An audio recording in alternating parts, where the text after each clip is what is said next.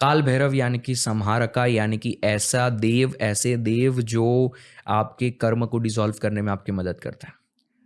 अगर आपको जाना है सेल्फ रियलाइजेशन के उस स्टेज पर, आपका कॉन्शियसनेस पूरा पीक पे पहुंच जाए, अगर उस स्टेज पर जाना है, सबसे पहली अगर कोई चीज़ है तो वो आपके कर्म को आपको साफ करना होगा, आपके कर्म को पहचानना होगा, आपके कर्म के साथ आपको खेलना होगा।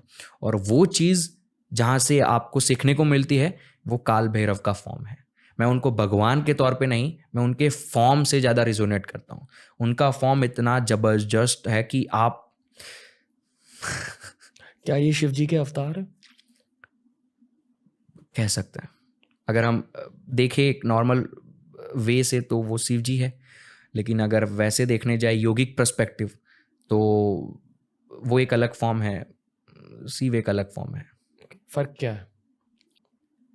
शिव जो है अल्टीमेट कॉन्शियसनेस पर जब आप पहुंच जाते हैं तो उस समय जिस प्रकार से आपकी एनर्जी होती है वो शिव है। आंखें बंद करके बैठे रहते हैं, ठीक है, भोले हैं, और जब क्रोध में आ जाते हैं तो क्रोध वाला रूप धारण कर लेते हैं। तो उस लेवल पर जब आप पहुंच जाओगे तो वो कौन है? शिव है। स्टार्टिंग में एक फॉर्म अगर आपके लिए कोई है तो काल भैरव, उसके बाद नटराज, उसके बाद दक्षिणामूर्ति। दक्षिणामूर्ति यानी कि शिव खुद।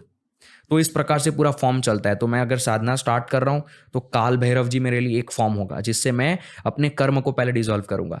वो तमस स्टेज को रिप्रेजेंट करता है। फिर आता है नटराज जो राजसिक स्टेज को रिप्रेजेंट करता है।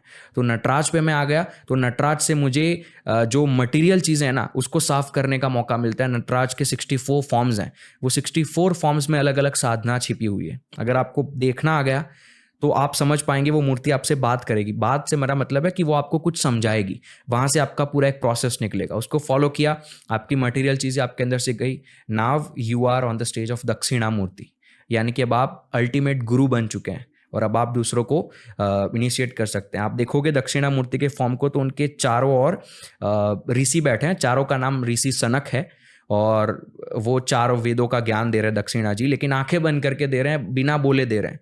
और वो जो ऋषि बैठे हुए हैं वो बस बिना बोले दक्षिणामूर्ति कुछ कह रहे हैं और वो सुन रहे हैं। तो उस लेवल पर आप पहुंच जाते हो कि आप बिना बोले अपना नॉलेज ट्रांसमिट कर सकते हो, शक्ति पाठ दे सकते हो। So that's the ultimate level. लेकिन वहां तक पहुंचना बड़ा मुश्किल है।